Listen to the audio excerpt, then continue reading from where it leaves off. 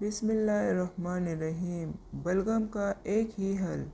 साबित हल्दी 20 ग्राम पंसार स्टोर से लेकर सफ़ू बनाकर हल्की आंच पर भूनकर कैप्सूल में डाल लें। खाना खाने के 1 घंटा बाद एक कैप्सूल सुबह और एक कैप्सूल शाम को नीम गर्म पानी से इस्तेमाल करें। बलगम ख़त्म हो जाएंगी इंशाअल्लाह।